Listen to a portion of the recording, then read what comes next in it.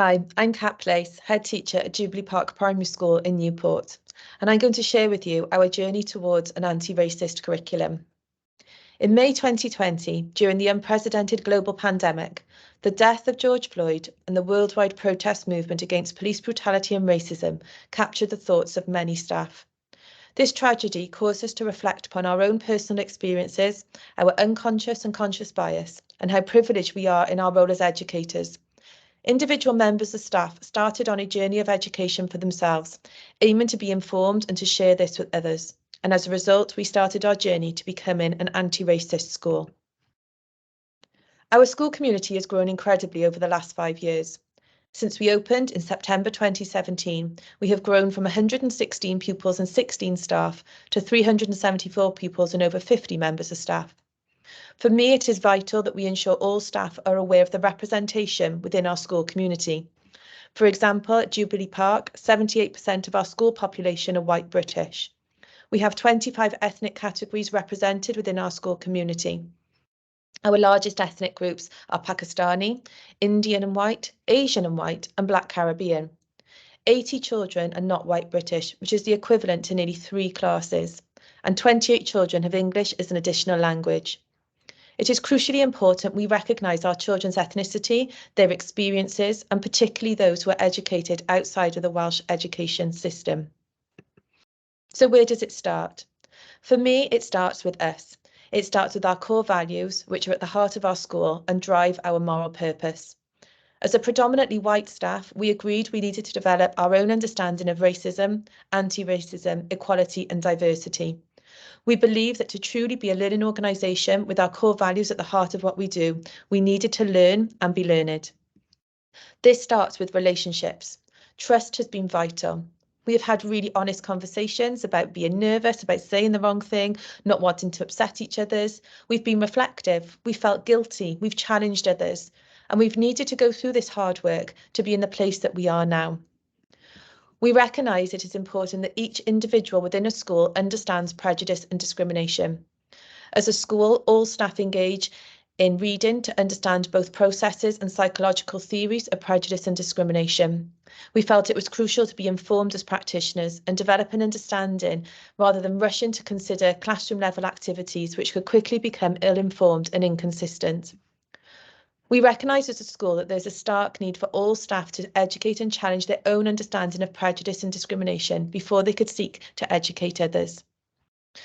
One of the examples that we have is dedicated reading and research.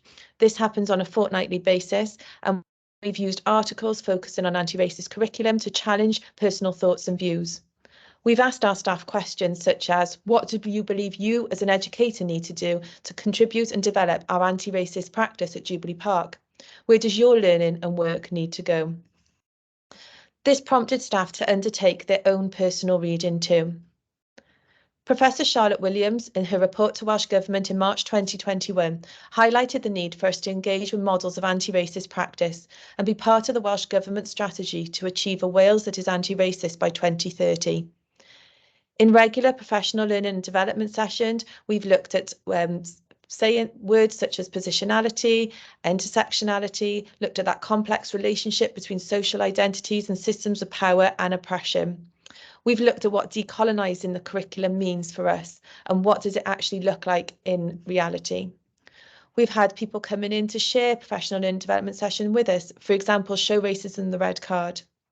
We've looked at articles and texts. We've watched The School That Tried to End Racism. We all as a staff read Empire Lands. And all of this is built together to ensure that we build that trust and understanding. We've been challenging ourselves, using our vision principles to guide all of our actions. Our anti-racist development is a whole school approach, but as such, it has to start with leaders. Our leadership team and governing body are at the heart of our work. We have a leader who has a designated role to support our anti-racist development. Governors have training and our leaders model behaviours and expectations on a daily basis. We focus on the consistency of reporting racist incidents, and we ensure the importance of our anti-racist journey is recognised through key strategic documents such as our School Improvement Plan, our Staff Handbook and our Prospectus. We ensure that there is clarity in our communication and in our actions. In terms of our school environment, we recognise that all children learn from everything around them, the people, the environment, the atmosphere, the routine, and we need to ensure we are unbiased and provide equality of experiences and opportunities. Representation really matters. We need to ensure our resources reflect our community and society at large. We conduct regular environment learning walks and consider what our environment says about our school. We have invested in a large number of texts to ensure that books relating to diversity are prominent within the school and that the global majority is visible. This is an ongoing development of our school, and it's so important to never underestimate the impact of your school environment. In terms of our curriculum design is guided by our school vision, and it enables all of our learners to progress towards the 4 purposes. In order to develop an anti-racist curriculum, it is important to support and encourage teachers to consider their themes through the lens of diversity and Cynefin. Over the last 5 years, we've developed our own Thrive curriculum, which is a bespoke curriculum for our school. This has been based on an interactive process and based upon years of research, knowing our growing school community, reflecting on what has worked and what's had the greatest impact upon learning. It has grown piece by piece, and it has been hard work, but I truly believe schools need to go through this. For us as a school, the staff at Jubilee Park have taken such agency and developed our Thrive curriculum. Our curriculum design supports the development of a culture for learning, an environment for learning, pedagogy and assessment to ensure that all children thrive in a transforming world and make progress towards realising the 4 purposes. Our staff now look through the lens of diversity and equality to challenge teachers' thinking of how they design their themes. When developing curriculum design, lesson content and delivery, teachers carefully consider whether they are presenting a stereotypical view of ethnic and national cultural traditions. Although this could be well intentioned, we need to be mindful that we can reinforce our sometimes create racial prejudice.